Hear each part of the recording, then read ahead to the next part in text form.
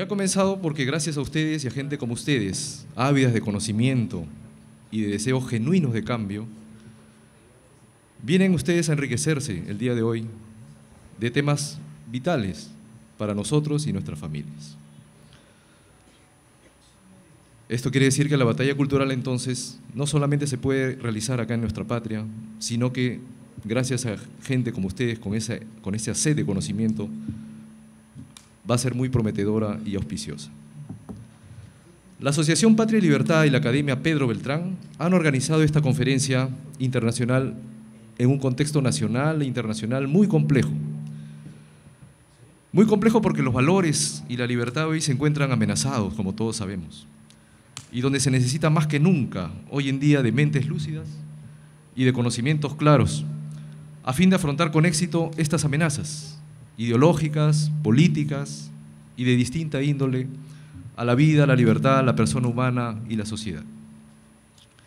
En este contexto, entonces, de necesaria e imperiosa batalla cultural, el día de hoy tendremos una conferencia enriquecedora y muy educativa, con exponentes muy reconocidos a nivel nacional e internacional.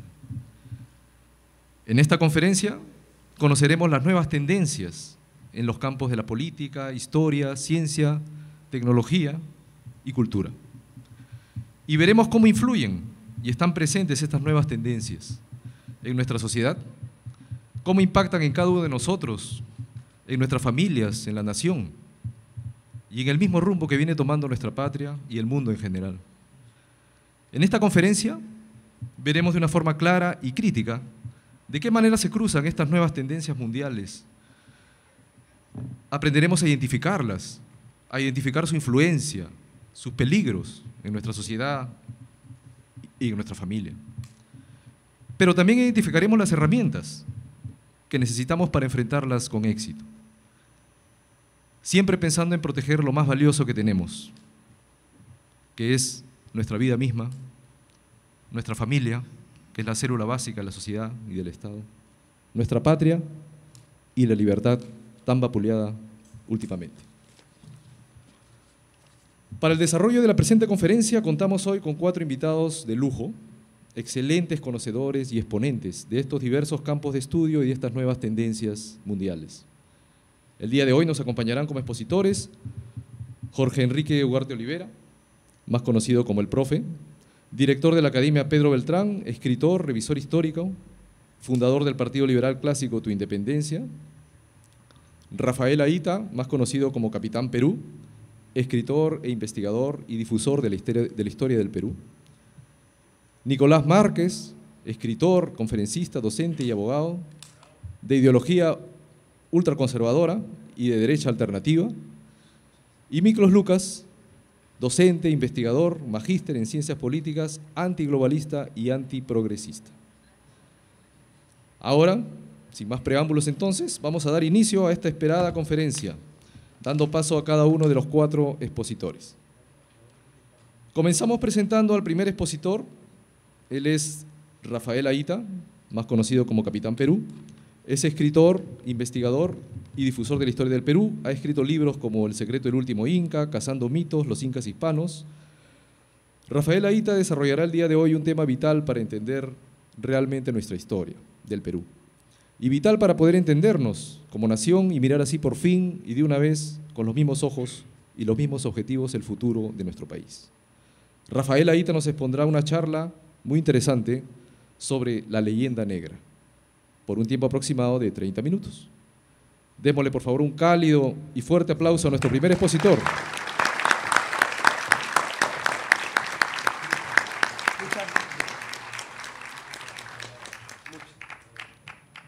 Ahora sí, no. Muchas gracias. Gracias también por la bienvenida. Vamos a comenzar hablando acerca de un tema muy aburrido para todos nosotros, como es la historia, algo que lo hemos dejado de lado por tanto tiempo y quizás por eso mismo sea la razón que el día de hoy es la causa de muchos de nuestros conflictos sociales que nos aquejan el día de hoy.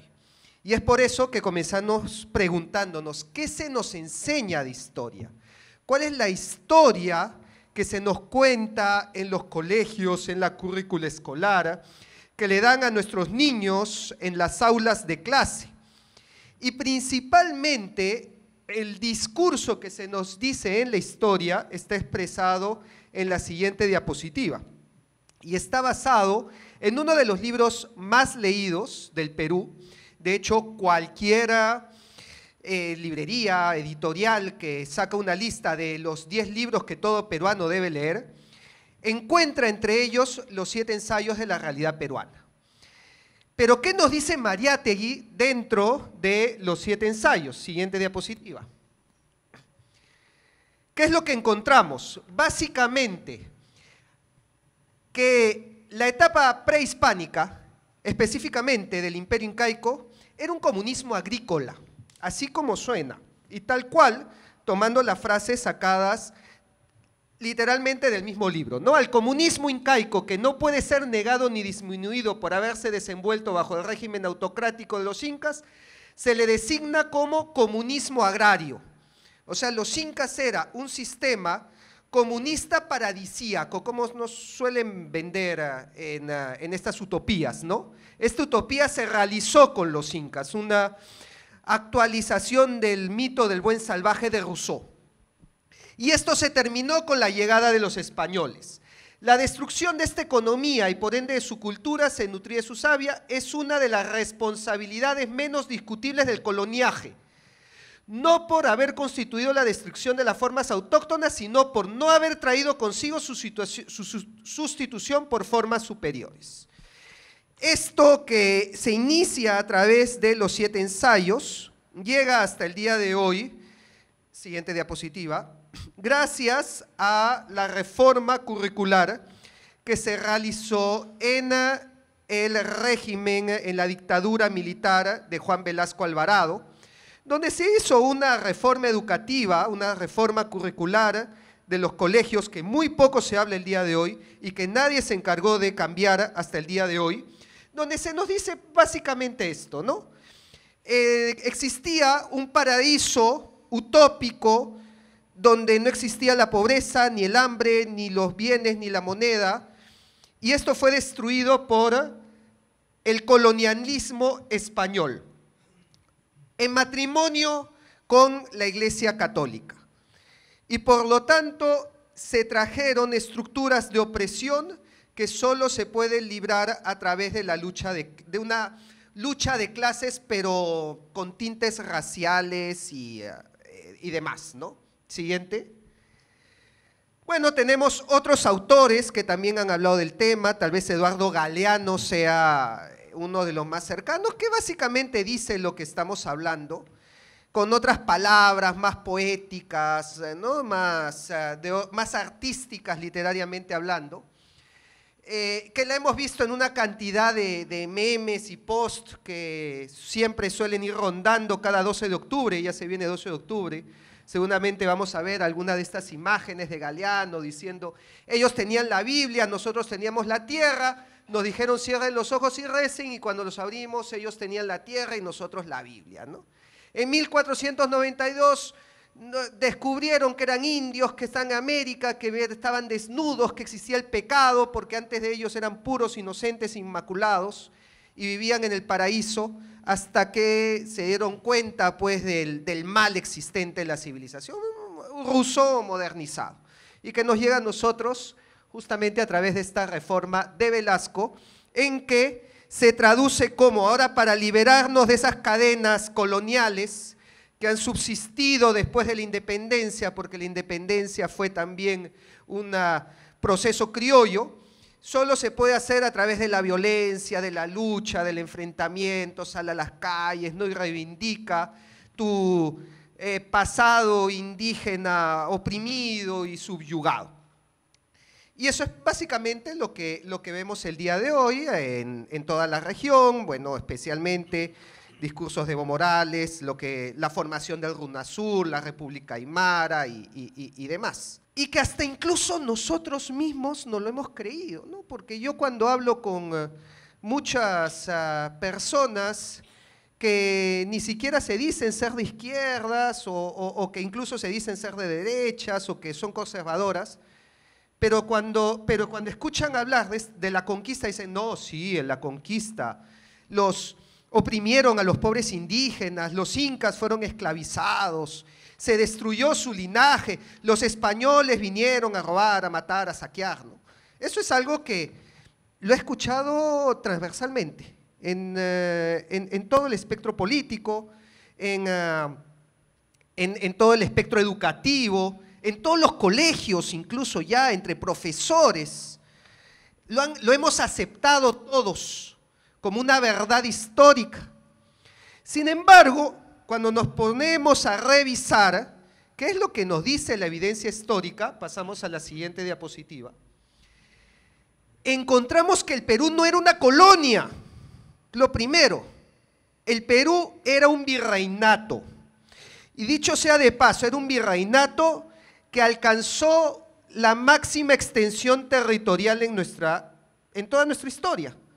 Este era el mapa del Perú a partir de 1535, a partir de 1542, con la fundación del Virreinato del Perú el 20 de noviembre, por cédula real. Desde Panamá hasta la Patagonia. Si nacías en Buenos Aires, en Quito, en Santiago, en Potosí, todos eran del Perú, todos habían nacido en el reino del Perú. Y este reino estaba integrado dentro de un sistema político conocido como monarquía compuesta. Cuando nosotros nos hablan de monarquía, se nos viene a la mente Luis XIV de Francia, el rey Sol, el Estado soy yo, l'état est moi. Ah, sí, monarquía, tiranía, opresión, esclavitud. Como si hubiera sido el único tipo de monarquía que existió en la historia. Cuando la monarquía que existía en España y la monarquía que existía en los Habsburgo, que eran los reyes de España, era una monarquía compuesta, que significa una suma de reinos dentro de un imperio. Así funcionaba España con el reino de Castilla, el reino de Aragón, el reino de Granada, el reino de Navarra. Así funcionaba el Sacro Imperio Romano, con los señores feudales que votaban, que elegían al emperador. Era un sistema político distinto donde todos los reinos tenían igual categoría dentro del imperio. Y es por eso que, siguiente diapositiva, que si nosotros vamos al Salón de Reinos en Madrid, en este salón vamos a encontrar el escudo de todos los reinos de la monarquía hispánica por igual. El reino de Castilla, el reino de Austria, el reino de Granada, el reino de Nápoles, el reino de Sicilia y entre ellos el reino del Perú. Como un reino más con la misma categoría que los demás reinos del imperio. Esto no es colonia. Las colonias no tenían esta categoría. Esto no sucedió con las 13 colonias que Gran Bretaña tenía en Norteamérica. Esto no sucedió con las colonias francesas o belgas. No éramos el Congo belga. Y la prueba de esto lo encontramos en más evidencias. Esta de acá es un cuadro que van a encontrar en la Catedral de Lima, pero está por todo el Perú. Está en Cusco, hay otro parecido, en el Museo Larco hay otro, en el Beaterio de la Virgen de Copacabana, en el Rímac, hay otro, pero las monjas no lo quieren mostrar, pero ahí está, también lo he visto. Y nos muestra la lista de los reyes del Perú durante el virreinato. Así es como se veía el sistema político en el virreinato. Y encontramos a los 14 incas desde Manco Cápac hasta Atahualpa, y después de Atahualpa, Carlos V, Felipe II, Felipe III y los reyes de España, como legítimos sucesores de los incas. Esto no sucedía en una colonia, y acá no podemos hablar, pues, de un sistema que vino a destruir y a saquear. Porque si Carlos V hubiera dicho, yo quiero saquear el Perú, o yo quiero destruir toda la cultura que había en el Perú, hubiera tomado el título de primer emperador del Perú, ¿no? Lo anterior no existe, yo lo borro, yo he venido a crear algo nuevo. Pero Carlos V tomó el título de 15º emperador del Perú, reconociendo a los 14 incas antes de él como legítimos reyes. Entonces, ¿de qué estamos hablando? De destruir, ¿no? de borrar la cultura que existía. Cuando los mismos españoles eran los que pintaban a los 14 incas antes que ellos, antes que sus reyes, y reconociéndolo como reyes por igual.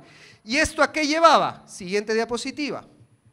Esto llevaba a que el rey de España sea reconocido como inca, como tal, y se le llamaba así, algo que nos cambia toda nuestra historia.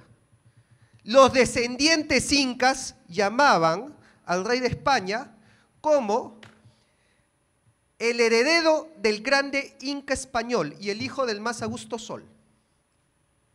Tal cual. Siguiente diapositiva. En este cuadro también que está en este mismo beaterio de Copacabana, hay otro texto interesante que aparece acá, pero si le damos clic se va a ampliar. ¿Y qué es lo que dice en este cuadro? El Consejo Supremo de la Santa Inquisición, que a nuestro poderosísimo Inca, don Carlos II, Augustísimo Emperador de las Américas. Lo llamaba como el título de Inca a Carlos II, que era rey de España, Carlos II de Habsburgo, el último rey de la dinastía Habsburgo. Y es por eso, siguiente diapositiva, que los incas, los descendientes incas no desaparecieron, sino que fueron reconocidos como nobles y unieron sus casas con las casas nobles españolas, como se nos muestra este icónico cuadro que está ahorita, lo encuentran en el Mali, el Museo de Arte de Lima. Hay una excelente exposición sobre los incas que te rompen todos estos prejuicios que nos han metido en la cabeza. Y en estos matrimonios se une la casa del Inca con las casas de Trastámara, que era la casa de los reyes de Castilla y de Aragón, con la casa de Borja, que era la del Papa Borja, la de Rodrigo de Borja, los famosos Borja, que le han hecho tantas series, eran parientes de los incas, con la casa de Loyola, donde en un mismo árbol genealógico encontramos dos santos, San Ignacio de Loyola, San Francisco de Borja, dos papas, Alejandro VI y Calixto III, los reyes de Castilla, los reyes de Aragón y los incas, en un mismo árbol. Eso éramos. Eso es lo que nos han borrado, nadie nos lo cuenta ahora. No, que los incas desaparecieron, extirparon a su linaje, los mataron a todos. Pero ¿qué es lo que encontramos durante el virreinato? Siguiente diapositiva. Encontramos a los descendientes incas retratados como nobles. Y que España les daba títulos honorarios, les daba títulos de nobleza. Y como nobles mantenían pues su palacio, mantenían sus bienes, una corte, vivían con privilegios, vivían con más privilegios que los mismos españoles en el Perú. Y eso lo vemos en los cuadros que se retrataban ellos mismos, se aparecían como nobles, con su escudo de armas, con el estandarte del rey, porque podían hablar a nombre del rey, y con una cruz en la mano porque eran católicos y además habían fundado las primeras parroquias en el Cusco, porque la parroquia de San Cristóbal, primera parroquia, la fundó Pauyu Inca, hijo de Huayna Cápac, la fundó un inca. Pero no, eso no existe, la iglesia era mala, la iglesia vino pues a dominar, oprimir. Oye, las iglesias las fundaban los descendientes incas, porque fueron los primeros en convertirse, ¿no? Entonces se nos cae todo el relato. Siguiente diapositiva. Y el pueblo, dicen muchos, pero esa era la élite, ¿no? Ese era pues un grupo pequeño, pero el pueblo sufría, el pueblo estaba esclavizado en las minas de Potosí. Oye, pero lo que encontramos es que los índices de PBI per cápita en el Perú eran más altos, fíjense, la línea negra es el PIB per cápita del Perú y la línea gris es el PIB per cápita de Inglaterra entre los años 1600 y 1820. Y el Perú era más rico que Inglaterra, tenía un PBI per cápita más alto hasta 1820, que fue la independencia, y bueno, este es el impacto económico de la independencia, y ya Inglaterra se fue por allá. Sí, pero España se llevaba todo el oro del Perú. El Perú era más rico que España. Esta es la línea negra del PIB per cápita del Perú, y la línea gris es el PIB per cápita de España. ¿Qué estamos hablando que se llevaba todo el oro si el Perú era más rico que España? Por eso en España decían, pues vale un Perú, ¿no? Porque era sinónimo de riqueza. El diccionario de autoridades del siglo XVII define a la palabra peruano como nacido en el territorio del Perú, segunda acepción, persona adinerada. Peruano o peruviano también se nos llamaba en esa época. O perulero era otra forma del gentilicio del Perú. ¿Qué significaba? Persona adinerada. Era como el día de hoy decir un jeque árabe. ¿No? Te dice jeque árabe, ah, no, ese tiene plata, ¿no? Ya, así era decir peruviano, peruano, perulero.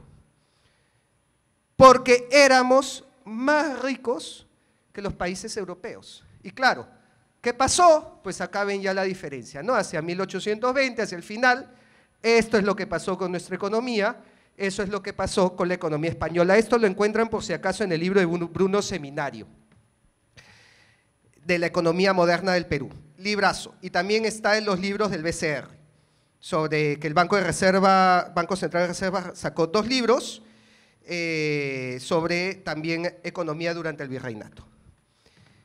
Pero esto te derrumba todo el mito que nos cuentan en los colegios. Y es por eso importante recordarlo. Porque mientras se nos oculte, se nos va a seguir metiendo la dialéctica de lucha de clases, la dialéctica de enfrentamiento de opuestos. Limeños contra provincianos, criollos contra andinos, hispanos contra incas, opresores contra oprimidos. Y nosotros obviamente somos los oprimidos, pobrecitos, el indígena que fue subyugado por una cultura superior, que lo esclavizó, que lo dominó hasta el día de hoy.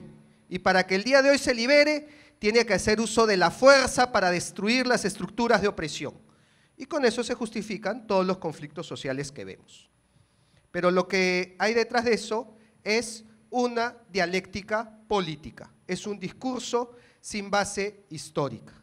Y cuando comenzamos a ver la evidencia histórica de lo que fuimos, empezaremos a entender que más bien cuando estuvimos divididos es cuando nos hemos caído. Huáscar y Atahualpa, Pizarro y Almagro. Durante la Guerra del Pacífico, Piérola, Cáceres, Iglesias. Entramos también en guerra civil, entramos en golpe de Estado. Cuando nos hemos dividido, nos hemos caído, nos hemos derrumbado, y eso nos está pasando el día de hoy. Pero cuando nos hemos unido, hemos sido más fuertes que nunca, y es por eso de repente tanto esfuerzo para que no estemos unidos. Porque el día que nos demos cuenta que si dejamos toda esta dialéctica, todo este discurso de odio y de enfrentamientos que nos desangra, ese día comenzaremos a ser el Perú que todos hemos soñado siempre. Así que está en nosotros el comenzar a desmontar todos estos mitos para extirpar tanto odio que solamente nos fragmenta, nos divide y alimenta intereses exteriores. Eso está en cada uno de nosotros, así que yo solamente quiero darle este mensaje. Y si quieren profundizar más en toda esta información, ya saben dónde encontrarme, mis redes sociales, canales de YouTube. Ahí he entrevistado descendientes incas, ahí he entrevistado historiadores, todos los que no reciben espacio en los libros o en los medios oficiales, hablan en mi canal para ir desmontando todas estas mentiras que nos han metido por pura política. Así que, pues, van a encontrar ahí mucha más información y por mi lado, solamente les dejo este mensaje. Muchas gracias.